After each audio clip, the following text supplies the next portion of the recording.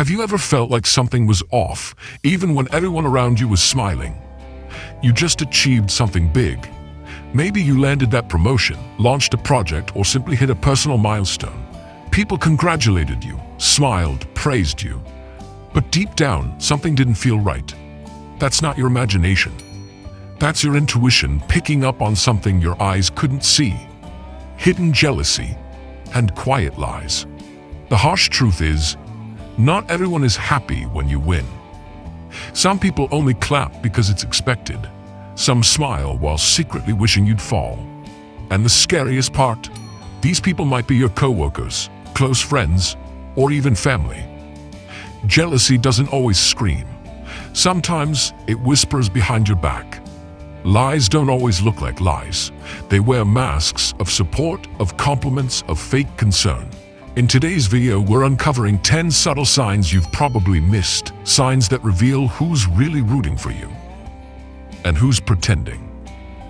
These insights are drawn from Stoic philosophy, the timeless wisdom that helps us see people as they truly are, not just how they appear.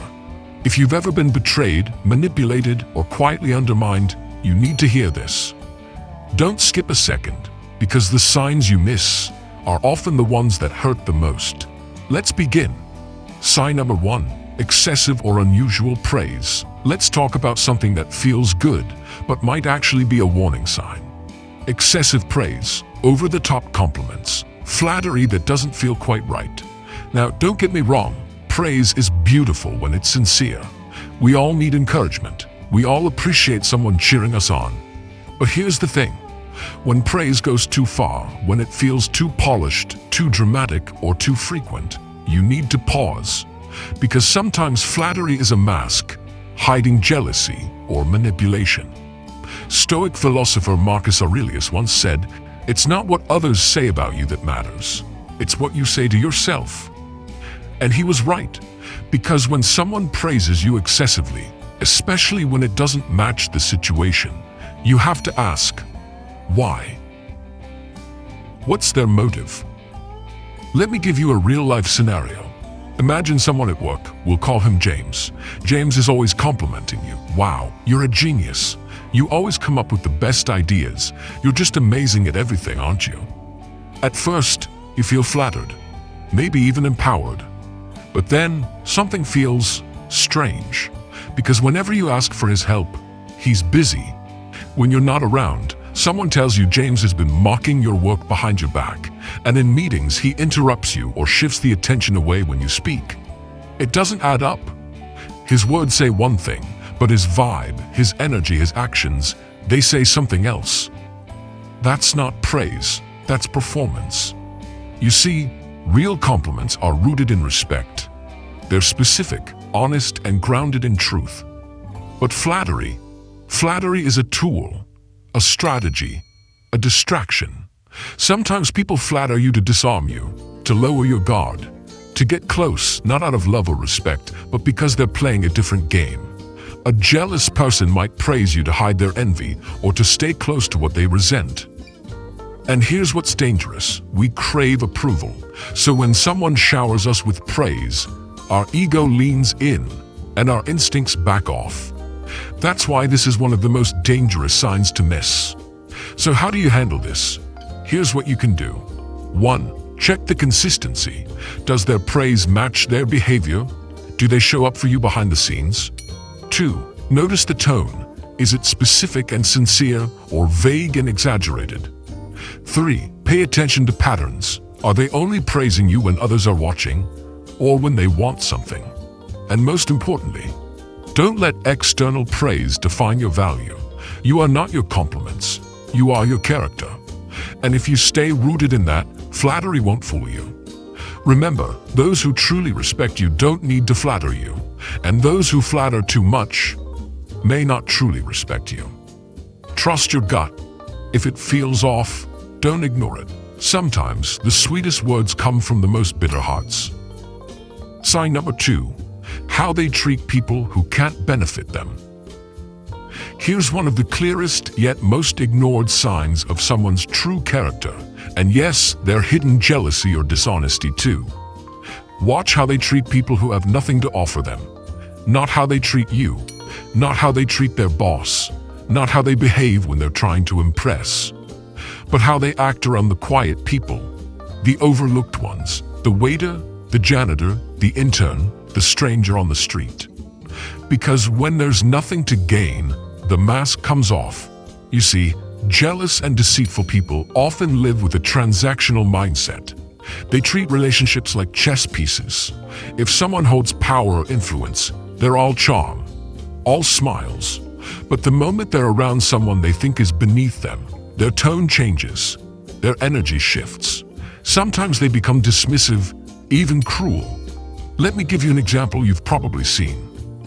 Imagine a coworker. Let's call him Eric. When the manager walks in, Eric lights up like a Christmas tree. He's polite, helpful, even overly enthusiastic. But when the new intern asks him for help, he rolls his eyes, gives a sarcastic reply, or ignores them completely. What does that tell you? It tells you that Eric doesn't respect people. He respects status. And that's a problem, because someone who only shows kindness when there's something in it for them is not a kind person. They're a performer. And beneath that performance is often insecurity, envy, or a need to feel superior, especially toward those they think won't challenge them. Now here's the Stoic perspective. The Stoics believe that every human being has intrinsic value, regardless of status or usefulness. Epictetus, born a slave, became one of the greatest Stoic philosophers. He taught that dignity doesn't come from your position in society, but how you carry yourself, how you think, how you act. So if you're trying to see someone's real character, don't just listen to how they treat you when you're successful. Watch how they treat the delivery driver, the receptionist, the cashier at the supermarket. That's where truth lives. Here's what you can do with this insight. 1. Observe quietly. You don't need to test anyone. Just pay attention. Do they treat everyone with a base level of respect? 2. Set your own standard. Choose to be the kind of person who treats the CEO and the cleaner with equal dignity. 3. Don't be fooled by charm. If someone is only kind when it benefits them, that's not kindness, that's strategy. Jealousy sometimes hides in this dynamic too. People who feel inferior or threatened will often project that onto those they think they can dominate. So they'll act superior to people below them, while secretly resenting those above. It's a cycle of insecurity, and if you're not careful, you'll get caught in it too. Remember this, how someone treats the powerless reveals how they'll treat you, the moment they think you have nothing left to offer. So be wise, be observant, and don't confuse politeness with character. Sign number 3, they can't accept failure. Let's talk about something that reveals more about a person than any success ever could. How they deal with failure. You want to know who someone really is? Watch what happens when they mess up. Watch what happens when things don't go their way, when the plan falls apart, when they're not chosen, when they lose. Because here's the truth. People who are secure, emotionally grounded, mentally strong, will take responsibility. They might be disappointed, sure, that's human, but they'll reflect, they'll learn, they'll grow. Now, people who are hiding jealousy, insecurity, or deceit, they do the opposite. They deflect, they blame others. They create stories, they protect their ego like it's made of glass. And that's where the damage begins. Let me paint a real-life picture for you. Let's say you and your colleague, we'll call her Rachel, both pitched a project idea to your manager. Yours gets chosen, hers doesn't. You thank her for the support and she smiles and says, "No worries, I'm happy for you." But then, you hear she told someone, "I would have gotten it if I played office politics like some people do." She suddenly stops inviting you to lunch, and during meetings, she interrupts you or critiques every idea you bring up, even when it's solid. What happened? She failed, and she couldn't accept it. So instead of taking it as a chance to improve, she turned it into resentment. That's jealousy in disguise. Now, Stoic wisdom teaches us that failure is not the enemy, it's the mirror. It shows us where we need to grow. It exposes our blind spots. It teaches us humility, resilience, patience. As Marcus Aurelius wrote, the impediment to action advances action. What stands in the way becomes the way. In other words, real strength is in how we respond to setbacks, not how we avoid them. So here's what to watch out for in people. When something doesn't go their way, do they immediately blame others? Do they spread negativity after a failure? Do they become cold, distant, or hostile toward those who succeed? Or worse, do they pretend they didn't care, but their behavior says otherwise? These are all signs of an unresolved ego, and ego, when wounded, can turn jealousy into subtle sabotage. Here's how you can deal with this in real life. 1. Don't absorb their behavior. Their inability to accept failure is not your responsibility to fix. 2. Stay neutral but observant.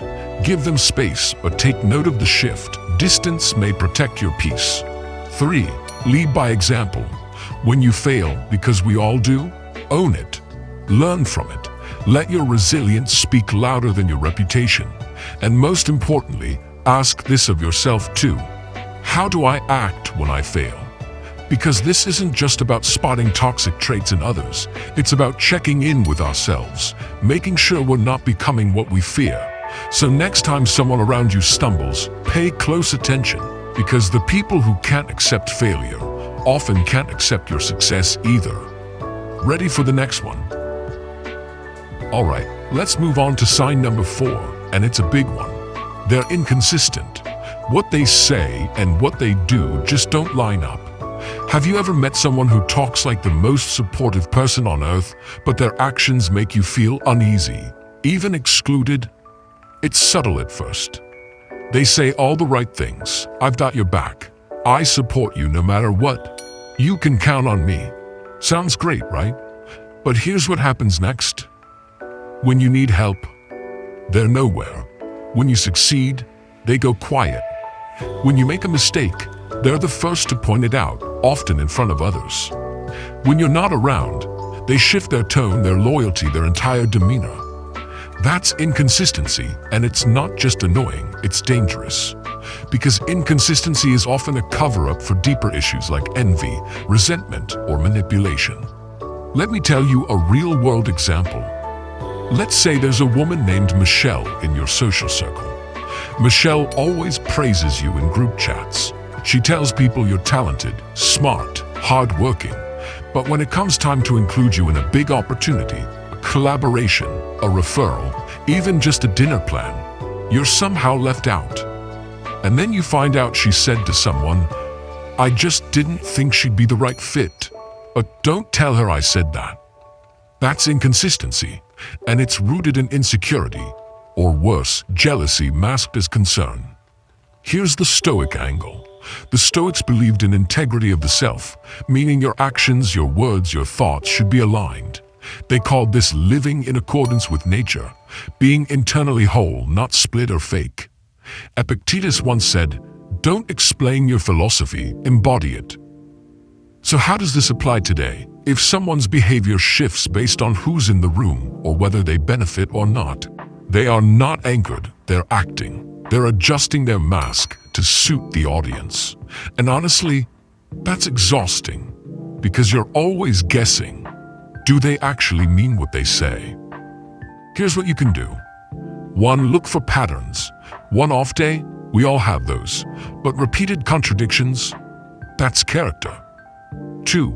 Protect your energy. Don't waste time explaining yourself to people who can't stay consistent. 3. Stay grounded in who you are.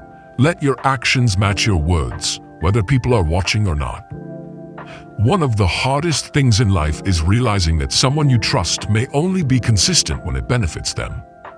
But once you see it, you can't unsee it. You stop hoping for them to change. You stop feeding their narrative, and you start focusing on the people who show up with truth, not just nice words. Ask yourself, who in my life says all the right things, but somehow I always end up feeling disappointed?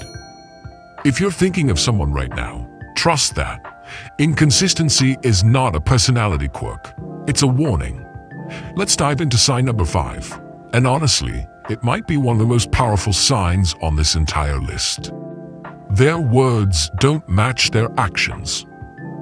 Now, I know we touched on inconsistency earlier, but this one is even sharper. Because here we're not just talking about mood swings or flaky behavior, we're talking about a deeper contradiction. When someone says they believe in something, claims to support you, promises to be there, but does the exact opposite. It's subtle, it's confusing. And if you don't catch it early, it can really mess with your trust. Let me give you an example. Let's say there's someone in your life. We'll call him Daniel. Daniel always says things like, "I'm all about loyalty. I value honesty above everything. You can count on me. I don't play games." Sounds great, right? But over time, you start noticing little cracks. He cancels last minute. He talks about other people behind their backs. He avoids responsibility when something goes wrong. And when you make a mistake, he suddenly turns cold or uses it against you later. Now you're stuck wondering, wait, didn't he say he was loyal? Didn't he say he believed in open communication? Exactly. And that's the whole point. When someone's actions don't match their words, it's not a harmless flaw. It's a misalignment of character. Marcus Aurelius, the Roman emperor and Stoic thinker, once said, "Waste no more time arguing about what a good man should be. Be one." In other words, your actions are your truth. Everything else is just noise. So here's the question. Why do people do this? Sometimes it's insecurity. They want to appear like they have strong values, even if they don't live by them. Sometimes it's manipulation. They say what you want to hear because it gives them influence. And yes, sometimes it's rooted in jealousy, because if they can't compete with your integrity, they'll pretend to have their own. But here's what's even more important. You are not crazy for noticing this. You are not too sensitive for feeling that something is off. You're paying attention, and that's a strength. So how do you handle this in real life? 1. Don't argue with their words. Observe their habits. Actions will always tell the truth, even when words try to hide it. 2. Detach with clarity. If someone consistently fails to show up in the way they speak about themselves, believe what they do, not what they say. 3. Apply this inward too. Are your actions aligned with your values? The best way to spot dishonesty is to live in honesty yourself. Look, we all want to believe the best in people. But life gets a lot more peaceful when you stop trying to reconcile words that don't line up with behavior. Because at the end of the day, someone who truly supports you doesn't need to say it over and over. They show it. Let's talk about sign number 6, and it might just be the most personal one yet. You feel it. Deep down, something's off. Your gut is telling you. Ever been around someone who seems perfectly nice, but for some reason, you feel drained after every interaction? They smile, they say the right things. They might even help you out once in a while. But despite all of that, something in your body just feels uncomfortable. That's not paranoia. That's not overthinking. That's your intuition trying to protect you. And here's the truth that most people ignore. Your body knows what your brain is trying to deny. Let me give you a quick real-life example. Imagine you have a friend. We'll call her Tara. Tara always compliments your new projects, says she's proud of you, invites you to group events. But every time you're around her, you feel a little anxious. You notice subtle comments that feel like digs, masked as jokes. When you share good news, she smiles, but then instantly shifts the topic to herself. You leave wondering, why do I feel small around someone who says they support me? That's the moment to pause, because when you feel unsafe around someone who seems kind, you're likely picking up on the difference between intention and energy. The Stoics didn't talk about intuition in the same language we use today, but their wisdom aligns with it beautifully. They believed in tuning inward, in knowing yourself deeply enough to trust your own sense of peace or unease. Marcus Aurelius wrote, "If it's not right, don't do it. If it's not true, don't say it." I'd add this, if it doesn't feel right, Don't ignore it. Because often, the people who bring the most confusion into our lives are the ones who play both sides. They give just enough kindness to earn your trust, and just enough coldness to keep you second-guessing. And here's the key. Jealousy and dishonesty don't always show up with flashing red lights. They show up in mixed signals, in passive-aggressive jokes, in inconsistent behavior, in that silent, sinking feeling in your stomach. So how do you protect yourself? 1. Start listening to that inner voice. You don't need to confront anyone right away. Just honor that signal. 2. Reflect in stillness. Ask yourself, what exactly feels off? When did I first notice it? You'll be surprised how quickly patterns emerge when you pause to reflect. 3. Trust your feelings, not just facts. If everything looks fine but nothing feels right, trust the feeling. I'll leave you with this. Your intuition isn't here to scare you. It's here to guide you.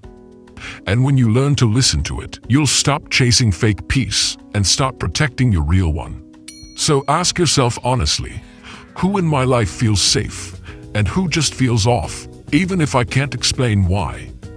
That answer might change everything. Now we're at sign number 7, and this one is incredibly revealing. They react negatively when you give them feedback. Look, no one loves being criticized. We're human. It stings a little, even when it's well meant. But the real question is, how do they respond? Do they get defensive? Do they shut down, lash out, or turn cold? Do they try to flip it on you, turning your comment into a personal attack? Because here's the truth. The way someone handles criticism says a lot more about them than the mistake itself. Let me paint a quick real-life example. Let's say you have a teammate. We'll call him Rob. Rob constantly talks about being a team player, being open to growth, being humble. But one day, you gently bring up something he missed in a project. Just a small thing, nothing dramatic. You even phrase it kindly. Hey Rob, just a heads up, the figures in slide 3 were a bit off. Thought I'd let you know in case you want to fix it. And boom, his mood shifts. He gets cold. He avoids you the rest of the day. Later, you hear he told someone you are trying to make him look bad. He even tries to highlight your mistakes the next time he gets the chance. That's not feedback resistance. That's ego defense. That's insecurity dressed up as confidence. And very often, that kind of behavior is rooted in jealousy. Because when someone is already feeling insecure, especially around you, even the smallest correction feels like an attack on their worth. They don't hear what you're saying. They hear, you're not good enough. And if they're already jealous, that feedback becomes fuel for silent resentment. The Stoics had a beautiful approach to this. Marcus Aurelius once wrote, "If someone can prove me wrong and show me my mistake or what I've overlooked, I'll gladly change." It's the truth I'm after. That's the Stoic mindset, the humble mindset. It's about valuing truth over pride. So when someone can't handle correction, here's what to pay attention to. Do they turn cold or distant when given honest feedback? Do they blame others immediately? Do they use past feedback as ammunition later on? Do they always need to be right, even when it's clearly not the case? These are signs of fragile self-esteem, and often those who are the most defensive are also the most envious of others who grow and improve. Now, what should you do? 1. Don't walk on eggshells. If someone weaponizes feedback, it's not your job to sugarcoat the truth endlessly. 2. Stay respectful but clear. Deliver feedback with kindness, but hold firm in your values. 3. Lead by example. When you receive feedback, show humility. Say thank you, reflect, adjust, grow. People who are secure won't fear correction. They'll welcome it because they want to become better, not just appear better. So ask yourself, who in my life makes me feel like I have to tiptoe around the truth? That might be someone hiding not just insecurity, but jealousy too. Now we're on to sign number 8, and this one can be incredibly subtle, yet incredibly damaging. They compare you to others, over and over, and usually they don't even realize they're doing it. It sounds like this. You're doing great. but John's already way ahead. That's cool, but Sarah handled that kind of project even faster. Wow, you lost 5 pounds. My cousin lost 10 in just a week. Now at first it may seem harmless, maybe even motivational, but repeated comparisons like this, they reveal something deeper. Because behind those offhanded comments, there's often jealousy. And not just jealousy, but a desire to subtly diminish your worth. Why? Because people who feel threatened by you may not attack you directly. They'll undermine you indirectly, through comparisons that shift focus away from your growth and towards someone else's highlight reel. Let me give you an example. Let's say you tell your friend that you finally launched your online business. You're proud, excited, and maybe a little nervous. And their response, "Nice. But isn't that kind of what Alex is doing too? He's already making 6 figures though, right?" Ouch. That little sentence just drained the joy right out of your accomplishment. Now you're not thinking about your progress. You're thinking about how you measure up to someone else. That's not encouragement. That's a subtle dig, and it says more about them than it does about you. The Stoics taught us not to tie our value to external validation. Epictetus once said, "Don't explain yourself to others. The work itself will show who you are." In modern words, you don't need to compete with anyone. You just need to become the best version of yourself. So when someone constantly compares you to others, here's what to pay attention to. Are they doing it every time you share something good? Is it always a comparison where you come out second best? Do you feel motivated or deflated after talking to them? If it's the latter, that's a red flag. Here's the truth. Real friends don't compare. They celebrate you for who you are, not for how you stack up against someone else. So what should you do? 1. Call it out gently. You can say something like, "Hey, I'd really appreciate it if we didn't compare right now. This win feels personal." 2. Don't internalize it. Just because someone compares you doesn't mean you should compare yourself. 3. Surround yourself with people who see you, not just your ranking. You're not here to beat anyone. You're here to grow at your pace, on your path. And anyone who tries to drag you into a silent competition might be hiding their own insecurities, or worse, resentment over your progress.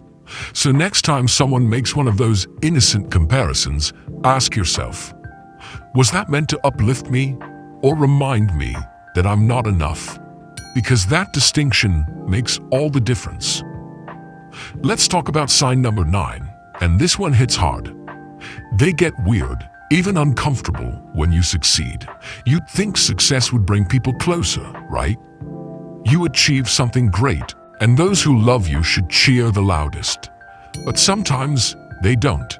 Instead of, "Wow, I'm so proud of you," you get a dry "nice," or a quick change of subject, or that fake smile, the one where their eyes don't match their mouth. And that's when you realize your success doesn't inspire them. It threatens them. Let me give you a real-world example. Let's say you land your dream job. You've worked your butt off, long nights, no weekends, rejection after rejection. But finally, you got it. You call your friend, the one who's known your journey. You tell them the news, expecting a burst of excitement, and they say, "Oh, cool, must be nice to have connections." What? That little comment, it sounds casual, even playful, but deep down, you feel it. That wasn't celebration. That was a microcut. This kind of reaction is subtle but powerful. It's not what they say. It's how they say it, the tone, the timing, the tension behind their words. Now here's what Stoic wisdom teaches us. Other people's reactions are not your responsibility, but they are information. You're not here to shrink yourself to protect someone's fragile ego. You're here to grow, to evolve, to build. And sometimes your elevation will highlight someone else's stagnation, and that can trigger silent resentment. So how do you spot this sign? Ask yourself, do they celebrate your wins with genuine joy or forced politeness? Do they say, "Congrats," but quickly pivot the conversation back to themselves? Do they minimize your efforts or joke about how lucky you are? If yes, they might be dealing with their own envy and trying to make you feel small to make themselves feel better. But here's the key. Their awkwardness is not a reflection of your worth. It's a reflection of their wounds. Sometimes people struggle to be happy for others because they haven't learned to be happy for themselves. And while you can have compassion for that, you don't have to shrink to fit into their comfort zone. Here's how to handle it. 1. Don't internalize their discomfort. It's not your job to carry their envy or emotional immaturity. 2. Celebrate your wins anyway. You've earned your growth. You don't need permission to be proud of it. 3. Notice who claps when you're not in the room. That's your real support system. You deserve people who don't just tolerate your success, they honor it. People who don't get awkward, but get inspired. And if your success makes someone else uncomfortable, that's okay. Let it make them uncomfortable. Let it challenge them. Let it shake something loose. But don't you dare dim your light just to keep their shadows hidden. Here we are. Sign number 10. The final piece of the puzzle. Pay attention to how they talk about themselves and how they talk about others. Now, this one might sound odd at first. You might think, wait, what does sharing personal info have to do with jealousy or lies? A lot more than you think. Because how someone shares or manipulates information says a lot about what's going on beneath the surface. Let me break it down. We all share things about ourselves from time to time. Our struggles, our wins, our lessons. That's normal. That's human. But the difference is in the tone, the intention, and the pattern. Here's a real-world example. Let's say you're talking with someone. We'll call her Sophie. Sophie loves to talk about her wins. But every time she does, it's inflated. She didn't just get good feedback from her boss. She says she's basically running the department. She didn't just hit her fitness goals. She makes sure everyone knows she did it faster than anyone else. That kind of storytelling, it's not just confidence, it's performance. Designed to impress, to compete, and sometimes to one-up you. Now, flip the script. When Sophie talks about her failures, it's never really her fault. The manager had it out for me. The team didn't give me the support I needed. It was just bad luck. No ownership, no reflection, just blame and excuses. These are signs of someone who's not living honestly, with you or with themselves. And here's the kicker. When it comes to other people's personal information, they share it just as freely, often twisting it. Maybe they spill secrets someone trusted them with. Maybe they exaggerate someone else's failure just to make themselves look better. Maybe they warn you about people you're starting to connect with, not to protect you, but to isolate you. Sound familiar? This isn't just gossip.